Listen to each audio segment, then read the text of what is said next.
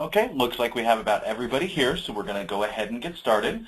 Good morning, all. I'd like to welcome in. Thank you for attending the CU Northwest 15.0 Release Summary presentation. My name is Thomas Yates, and I'll be presenting our webinar today. During the presentation, all phones are going to be placed on mute just to eliminate any background noise. I will stop periodically to answer any questions. You may use the chat feature that we have here to go ahead and, let us know of any that come up to you during the process. Please do know, as these are all new features, you might have some questions that require just a little bit of research. If that is the case, I'll be more than happy to go ahead and get back to you. So please do use the chat panel for anything that occurs to you. Now, the first thing that we want to go ahead and go over here is if you've not already reviewed the 15.0 release summary, you can find this on the CU Northwest website at cunorthwest.com.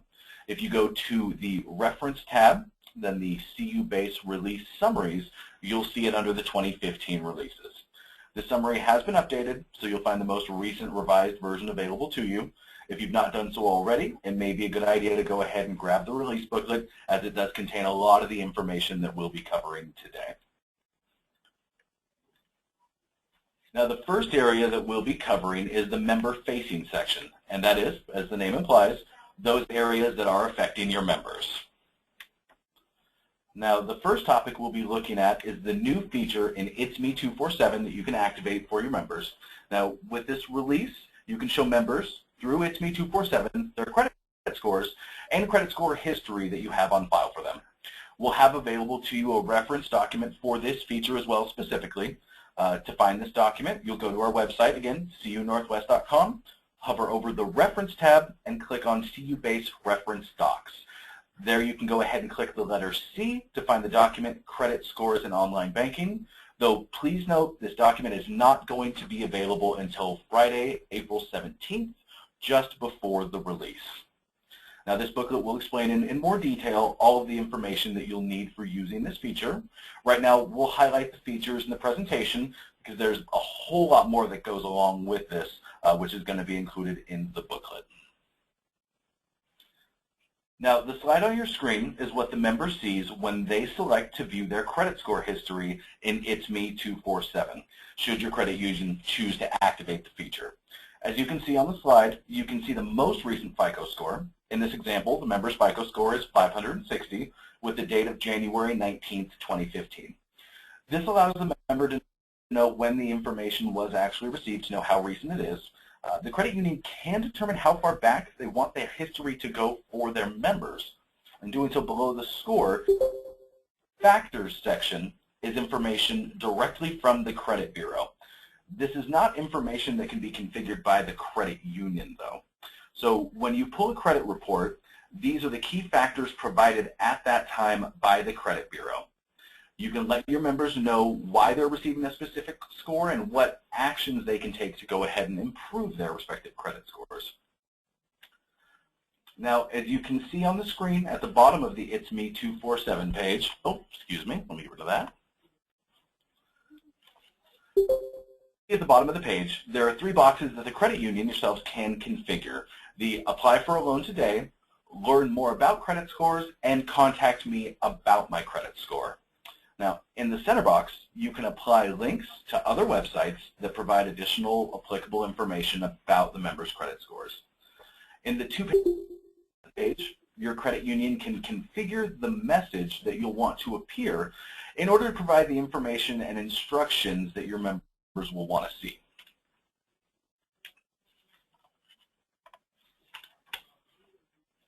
Now, on this slide, you'll note the box to show previous credit scores. By clicking on this box, a pop-up box will appear showing a credit score history that you have on file for this member.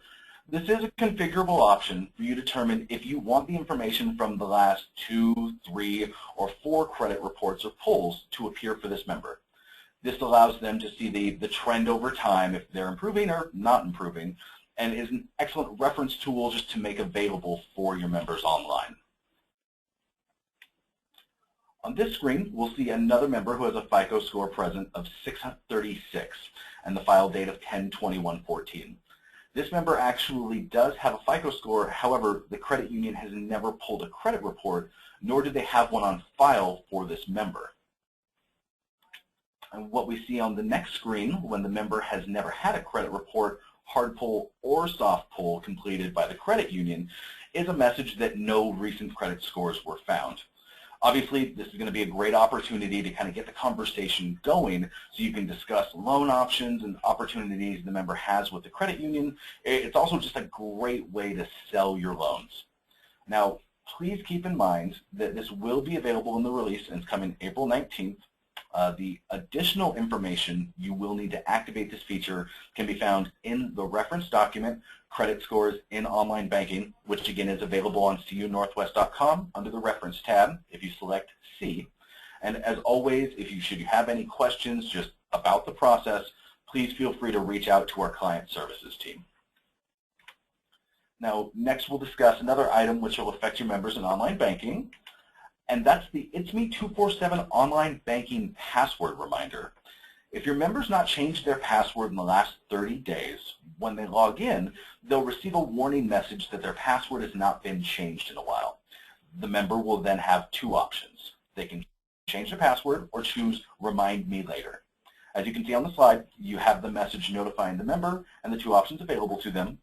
If the member chooses to change their password, they'll be directed to the Change Password screen within It's Me 247 to make the change.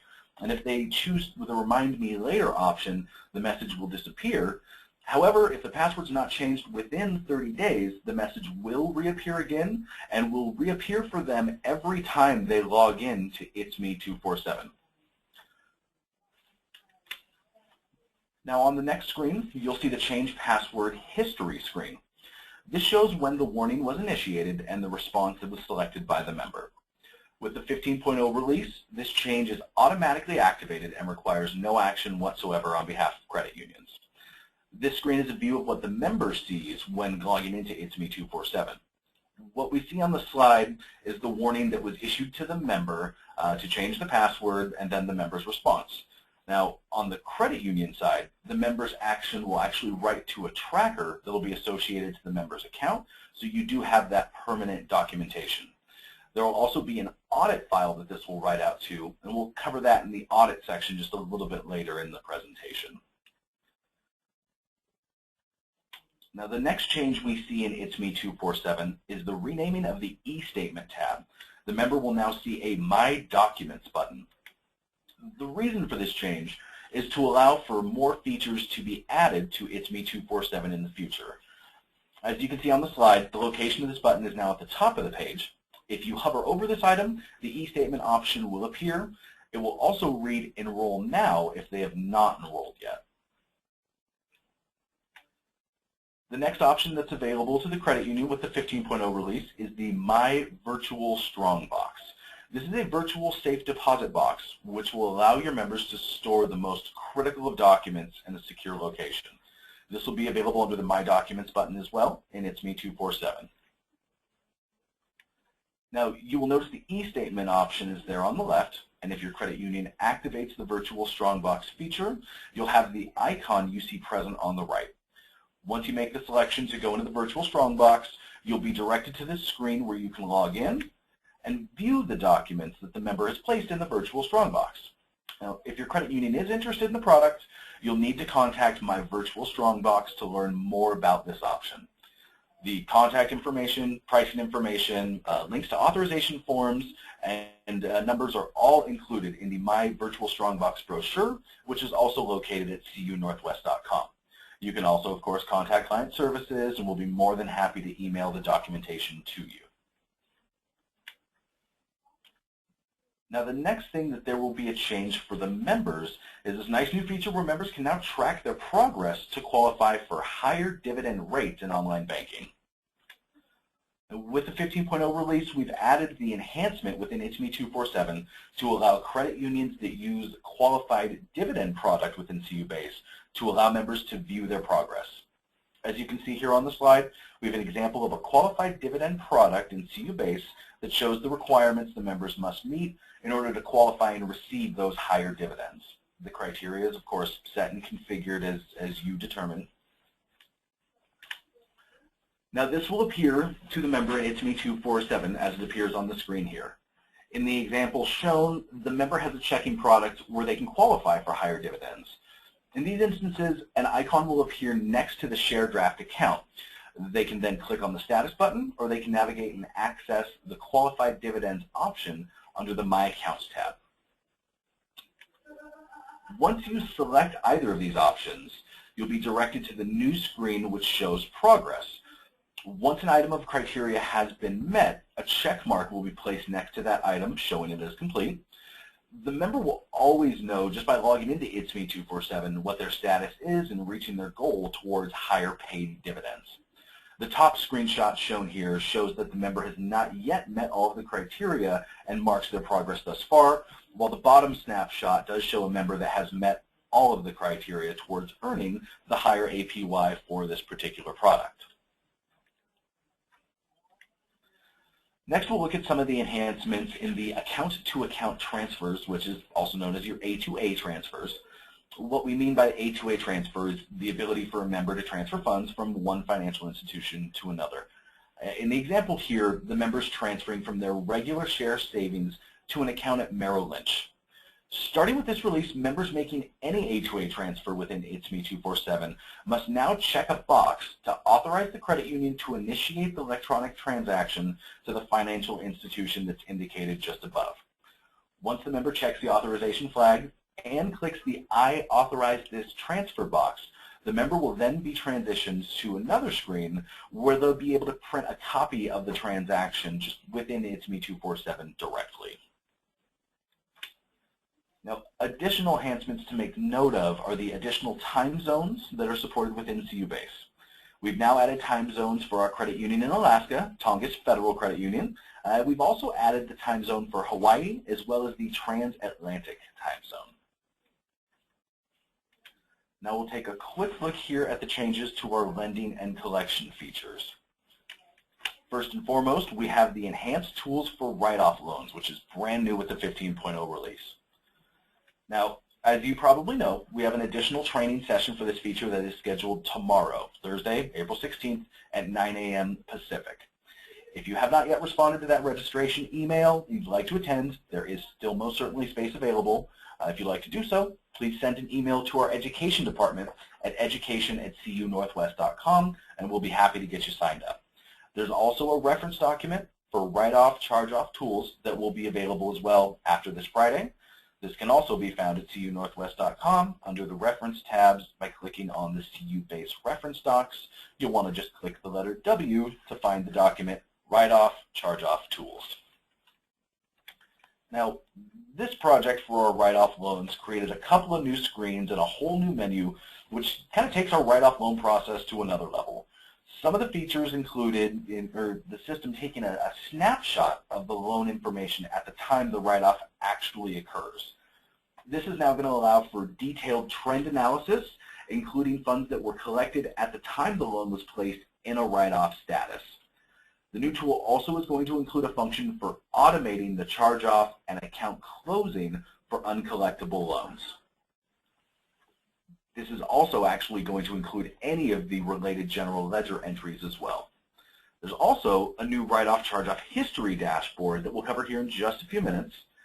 This screen is the new configuration menu for your collections. Now this is going to be called MNCNFF. And always, as a reminder, if you're unsure of the menu that you are on, it is always going to be displayed in the lower right-hand corner of your gold screen. Now, in MNCNFF, option number 5 is your write-off, charge-off loan configuration for your write-off codes. This is going to be the why that we're writing off or charging off the loan, whether it be bankruptcy, just non-payment, etc. This is also where you're going to configure your reason codes as well as an opportunity to define the tracker memo types that you're going to be using to add the tracker note at the time that the write-off or the charge-off is performed. Now, as you can see at the top of this screen, there is a section for a selection of both the tracker memo types for write-off and charge-off. This displays any write-off reason codes you may have already configured and have available, as well as the option to create new ones in the lower left-hand corner. Now, when we want to write off or charge off a loan, we'll access the COLL option number 14. Once you select this option, a pop-up box will display, and you'll enter the account base and loan suffix. Go ahead and press enter once doing so, which will bring us to a brand new screen. This screen provides the snapshot of the loan at the time of the write-off or charge-off. Now, notice that we are now given the option at the bottom of the screen stating, is this debt still collectible? If it is, you'll want to select yes, I want to write off the loan, or no, I want to charge off the loan and close the account if it's not collectible. Now, notice on your screen we have our original disbursed amount, our balance, and the value of our collateral. Also, notice that there is an update button if you need to update that value. In addition, our payment information is displayed on the right-hand side.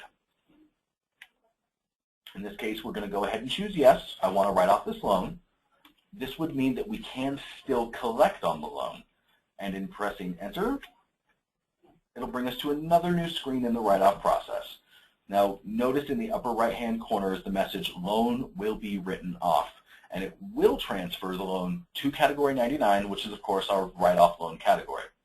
The screen is going to greatly simplify the previous process. We no longer have to go out to MNUPDT number 1 and update the statement mail group or go into MN loan number 5 for our miscellaneous loan account information. As you can see here, we can change the statement mail group and the opt-out choices for CU and third-party contact all in one spot. We can also enter the credit bureau codes, status, and comments as well. Once you've completed entering the pertinent information on the screen, you'll want to click the Write Off Loans button in the lower left-hand corner of the screen. Now we're going to go ahead and charge off this same loan. To do so, we're going to go back into the same menu, option number MNCOLL 14. We'll enter the same account-based loan suffix. Go ahead and press enter. But notice at this time, the screen displays charge off loan account in the upper left, and loan will be charged off and closed on the upper right side of the screen. When choosing this option, this means that the loan is really no longer collectible to you. We do have the option again to change the statement mail code group, your opt-out choices, as well as your credit bureau reporting information. Also notice the reason code for charge-off is in the center of the screen.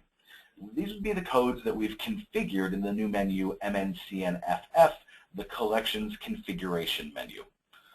Once you've completed the information on the screen, you would want to select Close Loan in the lower left corner of the screen. Now there's also going to be new write-off, charge-off loan history dashboards that will be available in our Management Analysis Dashboards 1 menu, or MNMGMD option 18.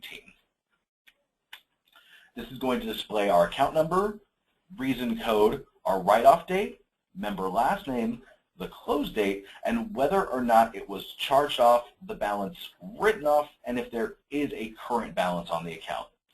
There's also a net change column, which will reflect the difference between the balance at the write-off as well versus the current balance, as well as a series of filters at the top to drill down to specific loan categories, your purpose codes, security codes, etc. In addition, there are also some action codes at the bottom of the listing. If you highlight one of the specific loans and select the written off loan history, it will take you to the screen with the written off loan history, or that snapshot that the system took of the loan at the time it was written off or charged off. Now, this information will now stay with you after the write-off or charge-off has occurred, so you can revert back and access that information. Now, when viewing our dashboard, notice in the lower left corner of the screen, you do have the option to toggle between your charge-off and write-off loans. Once we've toggled to display charged-off loans, the heading at the top of the screen displays that you're viewing your charged-off loan history, and the dashboard displays only those applicable loans. The same change on this screen would occur if you were to toggle for the written-off loans. Now we're going to look at some of the additional enhancements in CU Base for sending an email each time a loan status is changed. With our 15.0 release, we've enhanced the loan status function within CU Base. This would be found in your underwriting code configuration, which is located in MNCNFB, your lending configs. At the bottom of the configuration screen, you can see the option to generate an email when this underwriting code is used. You can enter in one or more email addresses, each followed by a comma, for each email address you wish to send the email to. As an example, on this screen we've used the code of AA. Every time this particular approval underwriter code is used, the email will be generated. Now, this may be an email that you're having sent to your manager of the loan department, possibly the relevant committee, and would want to monitor the specific codes or to track the amount of time that the loan approval process is actually taking. Now, keep in mind, though, this feature is for the purpose of internal controls. It is not for notifying the member. Now, back in our MNCNFE option 11, you can configure the address that the email is actually going to be coming from.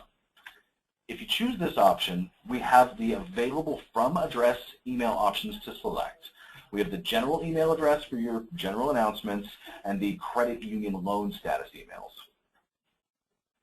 Now, when we select that we have the option to select where the email is coming from, you would then access this each time one of the underwriting codes is changed and select the appropriate from email address that it would be displaying that the email was essentially sent from. Now, some other additional lending enhancements that we've added are detailed soft pulls of credit scores, which is now going to be supported. The timestamp has also been added to the underwriter audit report. Denial reasons have been added to the loan application detail report, as well as new exports that allow you to create a file of the loans packaged for sale reports. Okay, we're now going to go ahead and take a look at your CEO management enhancements. The first of these enhancements is the Common Bond Analysis. Analyze the features of any group function. Now, within menu MNMGMT, the Management Processing Active Beta Test menu, option number 16, we've added the menu option Common Bonds for Member Groups. Currently, this feature is used within the patronage dashboards and where your members shop within the MNMGMA menu. With this release, we've added an additional standalone feature that allows you to access this analysis without having to go into the dashboard. This gives you, the credit union, options to build database of members and then run them through the analysis. For instance, when we select option 16, it will bring us to the next screen where you can actually build your own databases for something like a third party, say, or you can create just your own database in CUBase. In building this, you'd actually assign the name that you can run this Common Bond tool through for that actual database. So it gives us the same features that we currently have on the dashboards that are out there, but it just gives you the options without going through the dashboards to do so. Now, this can also be used as a standalone where you decide what members you want to put into your Common Bonds analysis. Now, the next enhancement or feature is the Fee Income Waiver Fee Refund Dashboard. In MNMGMT, number 19, we've added a Fee Income Waivers Refunds report. You can view screenshots of this report again in the release summary that we mentioned earlier. This will allow you at any time to show a fee that has been refunded or waived and the type of fee that was assessed. This will also show you the employee in question who refunded the fee. Now, the next thing that we're going to go ahead and look at here, there are 14 reports which have been added to the Report Scheduler feature. Again, if you look at the release summary, it will go into detail and list all 14 of those reports. Our next enhancement will be for anyone who's responsible for the 5300 call report. We've now made all of the information that's necessary to complete your 5300 available on just one menu. If you access MN 5300, this will bring you to the 5300 Call Report Tools menu. As you'll notice, we've added a lot of new options on this menu to make completing this just, as easier or as more convenient as we can. For those of you who are familiar with the current 5300 menu, we have some different options, but only the first 5 are for completing your call report. We've added the other options for gathering the data that you'll need for completing the call report entirely. Previously, you had to access multiple menus just to obtain all of the necessary data, and now it's all just available through MN 5300, which should make the process quite a bit easier. Some of the additional CEO enhancements here are the new handling instructions for late statement inserts, report enhancements for the 5300 call report, and an easier way to collect fees for statement styles. An additional CEO enhancement is the capability to select the frequency on the loan maturity analysis. From the All Accounts Analysis Dashboard menu in MNMGMD and the Loan Maturity Dashboard, you'll be able to control which aging period you're analyzing. What you'll want to do is select the Choose Frequency at the bottom of the screen. You can then select the number of weeks or years until loan maturity. This is, of course, in addition to the number of months, which is going to be your default setting. Now we're going to cover some of the marketing and sales enhancements that we have with the 15.0 release as well. We've initiated some e-statement notification changes, and now you can customize the subject lines. We are also now separating the configuration of e-statements from the notification emails that are being sent. Previously, these were all configured in MNPRTC option number 12. We're now moving some of these to MNCN-FE option 9, again that's FE, configurations E, to configure your e-statements and any fees that you may be charging. Also, option 10 is where you will access to configure your monthly statement emails. The option to configure your notification emails will continue to also be available in the MNPRTC menu. The option to configure your e-statements and your fees will only be available in MNCN-FE, again, configurations E menu. Now, once we select option 10, we'll select the regular e-statement notification email or the mortgage e-statement notification email. You'll make the selection of which one you're going to edit. And notice we now have options to change the message subject as well. You have the message box available for any changes that you're going to want to make, and the Save Changes boxes to select once you've completed that. We also have some new cross-sales enhancements, which will allow you to evaluate your program incentive costs. From the MNMGMT menu, option number 18, you'll now be allowed to use the Analyze data from your referral program. With the new release, we've added updates to make it an even more effective tool for you moving forward. But most importantly, it'll allow you to enter in an incentive amount so that you can calculate the cost that's actually associated with your cross-sale incentive program. We also have new sort filters, which will allow you to group the report results by branch, by incentive program, and these configure options are in the need and task groups. This will allow you to track grand totals either way. Now, if you do not want this to actually be generated as a printed report, we've added the cross-sales analysis dashboard. This allows you to kind of go through and create your theoretical what-if scenarios just to kind of view various outcomes and help you make the best choices as you move forward. When pressing enter, the report criteria is going to appear from the selections made on your previous screens. Now the next section we're going to look at is the teller member service enhancements. Stop payments for credit cards are now going to be allowed within CuBase. Now this does speak specifically to checks that are written on credit cards, also known as courtesy checks. Enhancements are also made to comply with the IRS required minimum distribution calculations, which are included. The 15.0 release puts us in compliance now with the current IRS regulations. Also, the last 10 accounts lookup feature has been added to 2 of the transaction reversal screens. This is going to affect your reversal options, which you find in the menu MNServe or MNSERV. Also, CuBase will now allow credit unions to run risk assessment when adding non-members as joint beneficiaries. You'll notice here at the slide at the bottom of the screen, the option to select risk assessment is now available to you. Also with the release, the option to enter a date for enrollment or unenrollment for e-statements is no longer going to be available to you. The system is going to assign these dates as far as the enrollment actions, and the date is now only going to be view only. This information is found in the Member Personal Banker option in MN Serve. Now, an additional enhancement with the release is talking about the average daily balance calculations that are found in Phone Operator. Currently, the system's locked at 60 days to calculate the average. We've gone ahead and we've expanded the field here to allow you to enter the number of days to calculate your averages. The system will still default to 60 days. However, you can enter anything up to a maximum of 180 days to calculate your average. Now, our last item here in the Teller Member Service area is the transaction description for debt protection, which has been altered to remove the word fee. As we mentioned just a little bit earlier, we're now going to take a look through the audit changes and enhancements as well that are coming with the release.